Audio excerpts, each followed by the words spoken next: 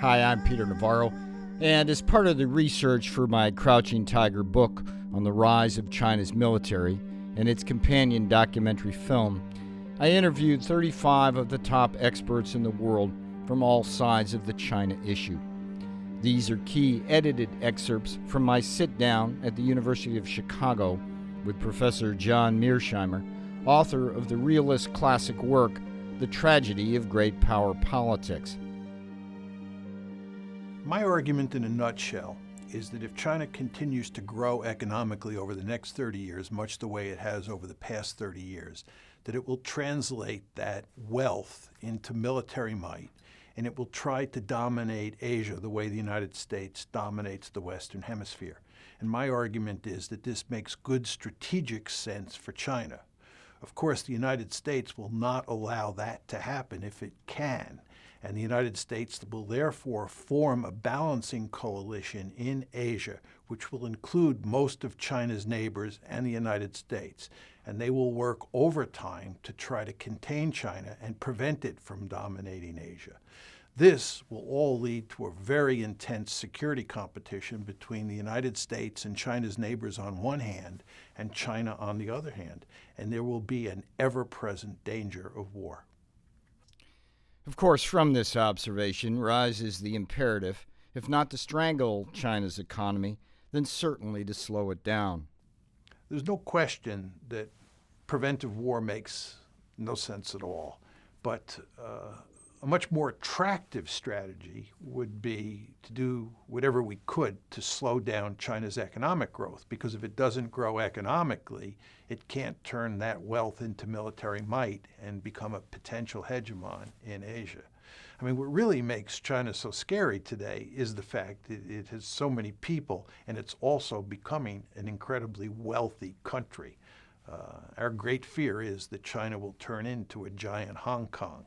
And if it has a per capita GNP that's anywhere near Hong Kong's GNP, it will be one formidable military power. So the question is, can you prevent it from becoming a giant Hong Kong? My great hope is that China's economy will slow down on its own. I think it's in America's interest, and it's in the interest of China's neighbors, to see the Chinese economy slow down in terms of its growth rate in really significant ways in the future. Because if that happens, it then can't become a formidable military power. As for the possible hegemonic intentions behind China's rapid military buildup, Professor Mearsheimer is unequivocal. First of all, I think it's very clear that China is a revisionist state. The Chinese have made it clear that they think that Taiwan should be made part of China. They believe that the Senkaku or Diaoyu Islands in the East China Sea should become Chinese. The Japanese, of course, now control them. And they believe that they should dominate the South China Sea in ways that they don't at the moment. And what the Chinese would like to do is they'd like to push the United States back towards the United States. And the first step would be to push them beyond the first island chain, which would allow them to control all of the waters in between that first island chain and the Chinese mainland. And then, of course, if they push the Americans out beyond the second island chain, they'd control most of the Western Pacific. They'd control the waters off their coastline. On the inevitability of conflict between the U.S. and China, its roots lie in the necessity of adopting a containment strategy, much as the U.S. had to do with the Soviet Union during the Cold War, says Mearsheimer.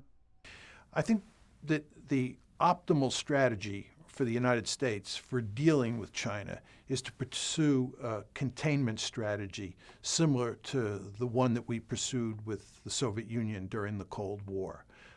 There'll be some people who will argue for preventive war or for a rollback strategy, but it would be remarkably foolish, in my opinion, to pursue that option. It makes much more sense for the United States just to work with China's neighbors to try and contain it and to prevent it from becoming a regional hegemon.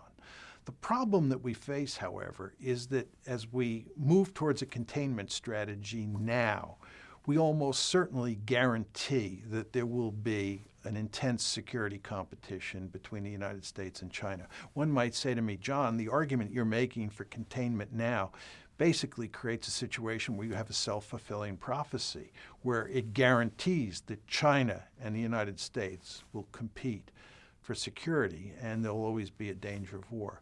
My response to that is it's true, but we have no choice because we cannot afford to let China grow and dominate Asia for fear that it might have malign intentions. So therefore, we have to contain it now. And it is a self-fulfilling prophecy. And my argument is that this is the tragedy of great power politics. As for whether the Hillary Clinton pivot to Asia is simply an old-style containment in a new rhetorical bottle, there is this bit of history. In the 1990s, the Clinton administration did pursue engagement. There was little evidence of containment. And you could do that in the 1990s because China was then weak enough that it didn't matter.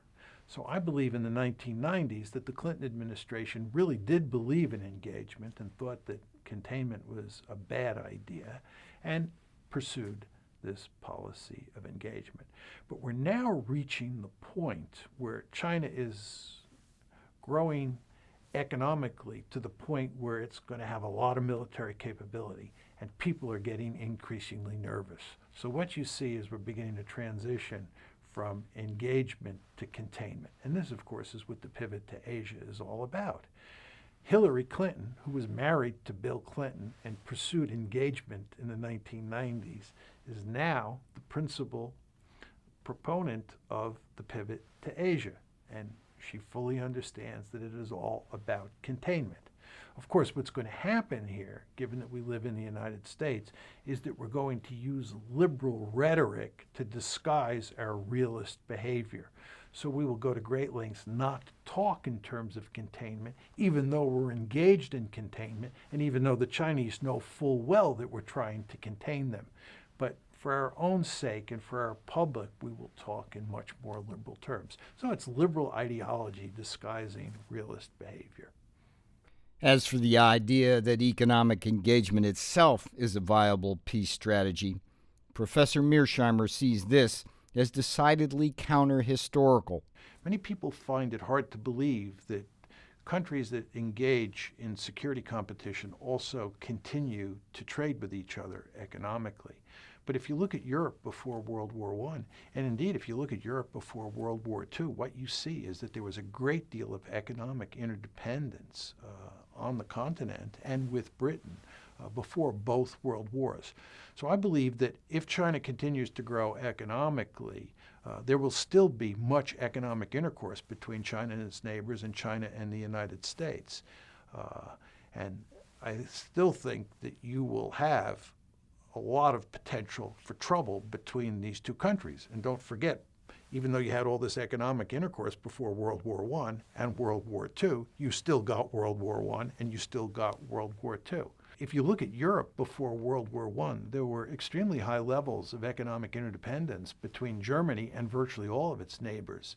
Certainly between Germany and Russia, Germany and France, and Germany and Britain. These were the main players. And despite this economic interdependence, these high levels of economic interdependence, you still got World War I. Another example would be the period before World War II. The Germans invaded the Soviet Union on June 22nd, 1941.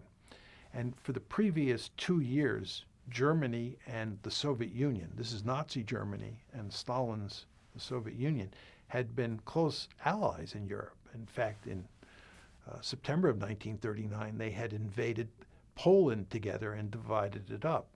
So there was a great deal of economic intercourse between Nazi Germany and the Soviet Union between 1939 and 22 June 1941. Nevertheless, that economic interdependence did not prevent World War II from escalating into a major war between Moscow and Berlin. And in fact, there are all sorts of stories about the German forces invading the Soviet Union and passing trains that were going into the Soviet Union that were carrying German goods, and trains coming from the Soviet Union towards Germany that were carrying Soviet raw materials and some Soviet goods as well. So there was economic interdependence between Germany and the Soviet Union, and yet you still got a war. Closely related to the argument that economic engagement will prevent war between the U.S. and China is the economic interdependence argument. In Professor Mearsheimer's world, that's a dangerous gamble because politics and nationalism can often trump economics. I've talked about the fact that I think China cannot rise peacefully probably 100 times. And the argument that is used against me most often is clearly the economic interdependence argument. And it goes like this. The United States and China and its neighbors are all hooked on capitalism. And everybody is getting rich in this world of great economic interdependence. And nobody in their right mind would start a war because you would in effect be killing the goose that lays the golden egg. So that what is happening here is that economic interdependence has created a situation where it's a firm basis for peace. I think this is wrong. Let me explain. I think there's no doubt that there are going to be certain circumstances where economic interdependence will be enough to tip the balance in favor of peace. But I think as a firm basis for peace, it won't work because there will be all sorts of other situations where politics trumps economics. People who are making the economic interdependence argument are basically saying that economics trumps politics.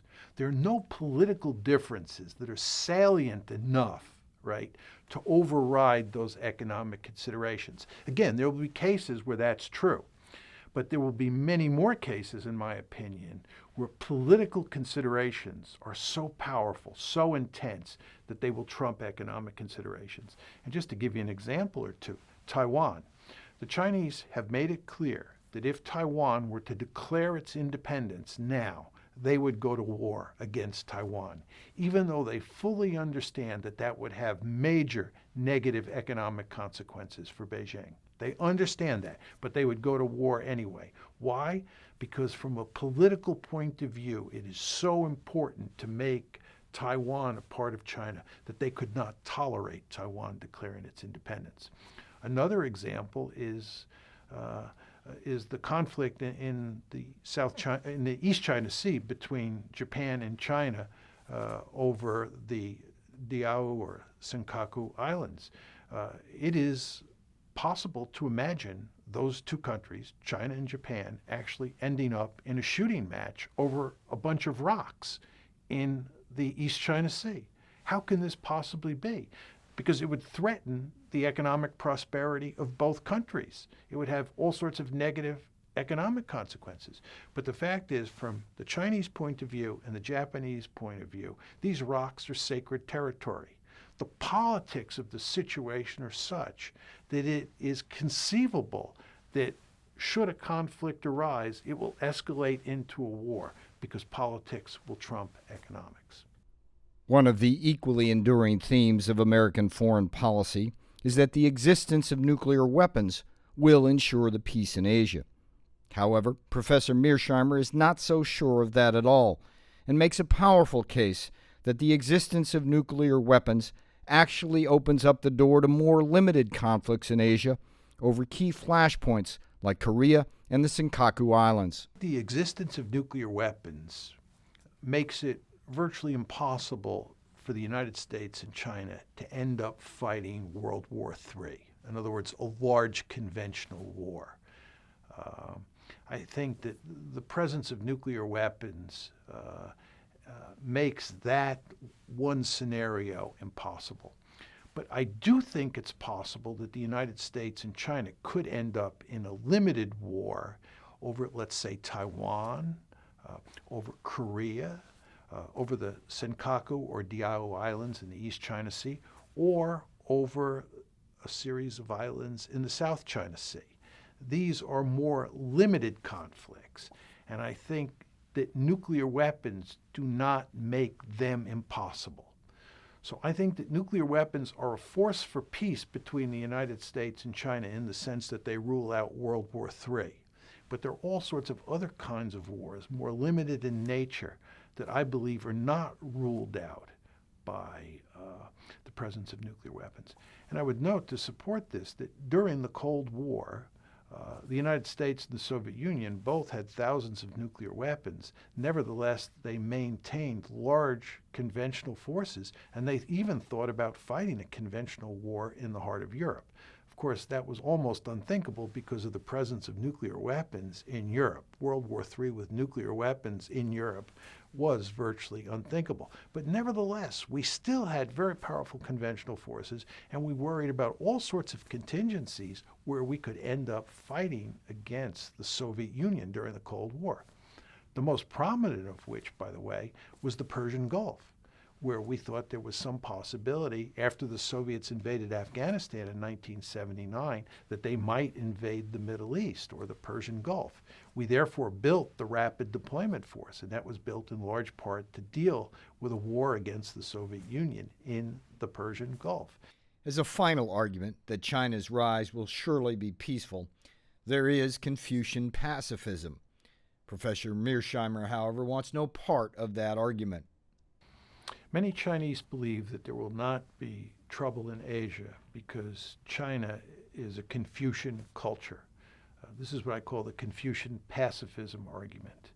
And the argument is that China has historically not behaved in an aggressive way towards its neighbors. It's behaved in a Confucian way, which is to say that it's behaved very defensively. It's not been aggressive at all.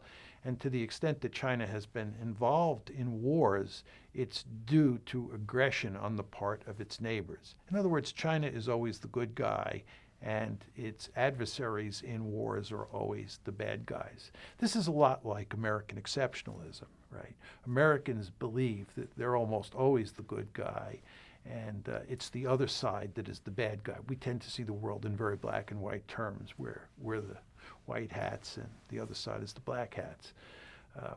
The same thing is true with Confucian pacifism. It's basically a story that says, the Chinese are the white hats. The fact is, if you look at Chinese history, what you see is that the Chinese have behaved over time much like the European great powers, the United States and the Japanese. They have behaved very aggressively whenever they can. And when they have not behaved aggressively, it's largely because they didn't have the military capability to behave aggressively.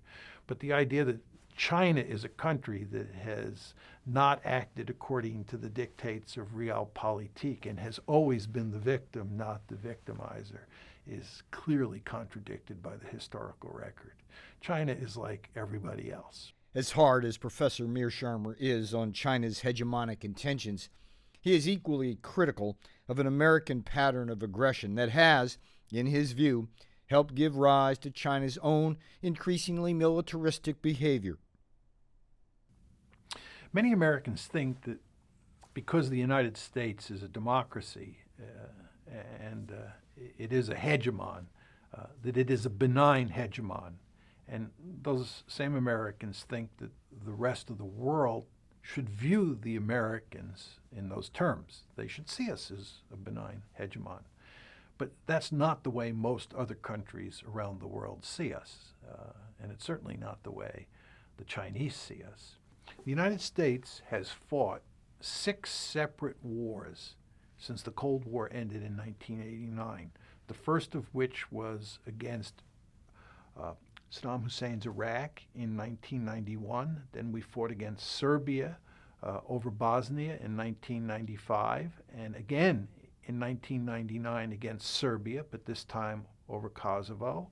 And then we went to war against Afghanistan in the wake of September 11th. And then in 2003, March 2003, we invaded Iraq. And in 2011, we went to war against Libya.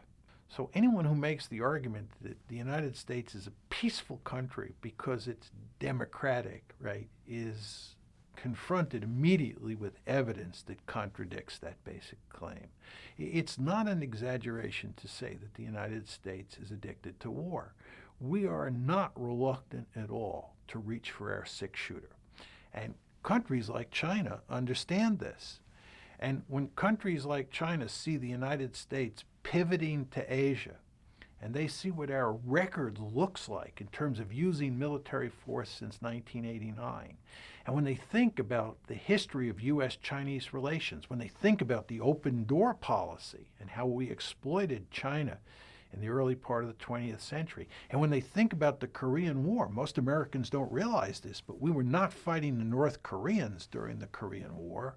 We were fighting the Chinese from 1950 to 1953. We had a major war, not with the Soviet Union during the Cold War, but with China. China remembers all these things. So they do not view the United States as a benign hegemon. They view the United States as a very dangerous foe that is moving more and more forces to Asia and is forming close alliances with China's neighbors. From Beijing's point of view, this is a terrible situation. On the inevitability of war between China and the U.S., Professor Mearsheimer sees it rooted in how the competition between China and the United States will ultimately play out on the world stage and on the high seas of the East and South China Seas. So one of the really interesting questions here is, what is the competition between China and the United States going to look like? First of all, I think there's going to be a serious arms race. I think that the Chinese will spend increasing amounts of money on defense, and they will build more and better military capability.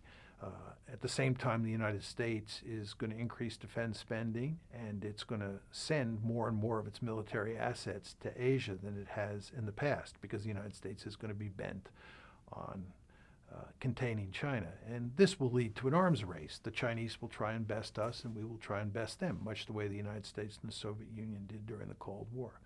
I think it's almost for sure you'll have crises. You'll have crises, in the South China Sea and the East China Sea. I wouldn't be surprised if you had a crisis on the Korean Peninsula that threatened to bring the United States and China into the fray. It would be a very dangerous situation. So I think in addition to arms races, you'll have crises. And then, of course, you'll have the ever-present danger that those crises will escalate to wars. And given the geography of Asia, it is possible that you could have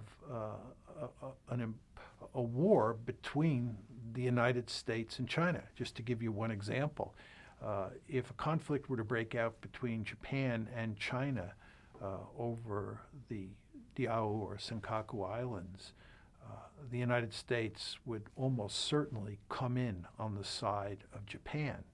And it's possible to imagine shooting starting in that situation, because you're talking about a war that would be fought at sea and where there would be no need to use nuclear weapons.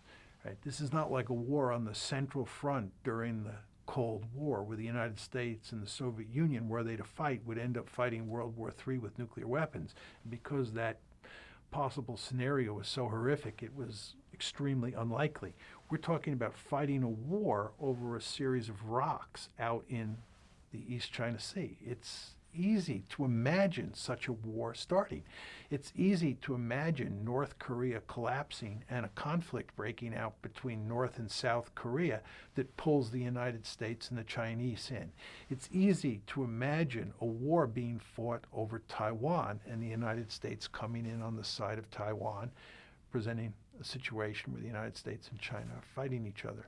So you have a handful of potential scenarios where the United States and China could end up shooting at each other.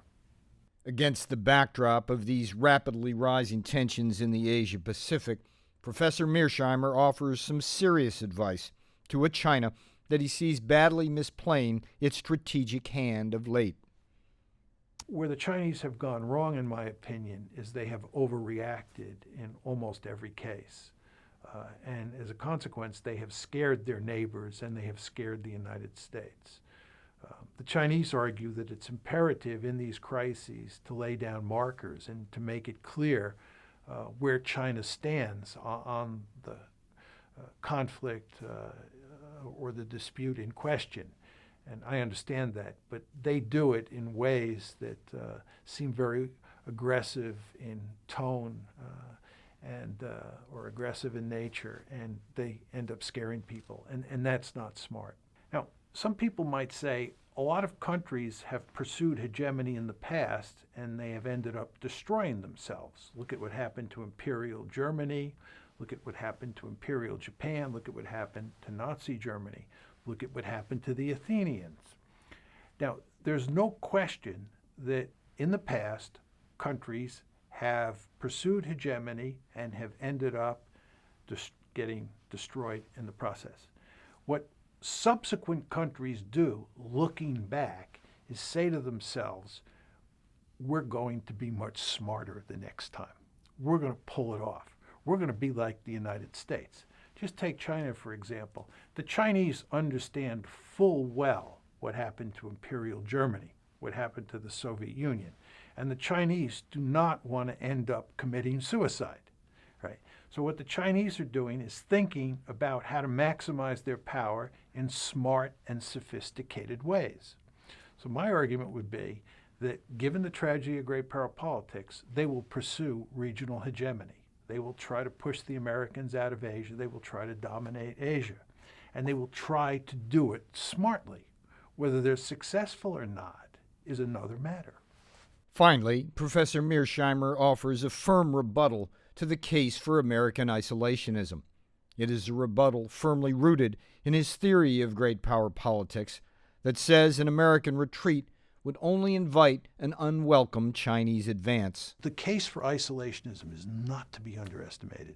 It's why the interventionist foreign policy establishment goes to such great lengths to discredit it, because the logic is so powerful. Roosevelt had a devil of a time defeating isolationism. It wasn't until Pearl Harbor that it was defeated. And the reason is it's just such an attractive ideology. One might argue that what the United States should do if China continues to rise is that we should retreat to Hawaii or retreat to the continental United States, and we should pursue an isolationist strategy. And the argument here would be that it doesn't really matter whether China dominates Asia because it can't get at the United States anyway. This is actually a very powerful argument. If you think about it, we're separated from China as we're separated from Europe by two giant moats. The Chinese would have to come 6,000 miles across the Pacific Ocean to get to California. There's not going to be an amphibious operation that's 6,000 miles long across the Pacific Ocean. So not only do we have these oceans, we also have thousands of nuclear warheads, which are the ultimate deterrent. Furthermore, we dominate the Western Hemisphere. So the United States is an incredibly secure country. And one can make a quite persuasive argument that even if China dominates Asia, it's not going to affect the United States in any meaningful way. My view is that there's one powerful counter to that argument, and it's the main argument against isolationism. And it says that if China dominates all of Asia, if it's a regional hegemon, it is then free to roam around the world, much the way the United States as a regional hegemon is free to roam around the world. Most Americans don't think about this, but the reason that the United States is wandering all over God's little green acre, sticking its nose in everybody's business, is because we are free to roam. We have no threats in the Western Hemisphere that pin us down. Now, if China is free to roam because it's a potential hegemon, it can roam into the Western Hemisphere. It can develop friendly relations with a country like Brazil or a country like Mexico. It could put a naval base in Brazil, much the way the Soviets were putting troops in Cuba, right? So what the United States fears about China dominating Asia is the possibility that it will not invade the United States, but that it will move into the Western Hemisphere, form a close alliance with a country like Brazil or Cuba or Mexico, and become a threat to the United States from inside the hemisphere.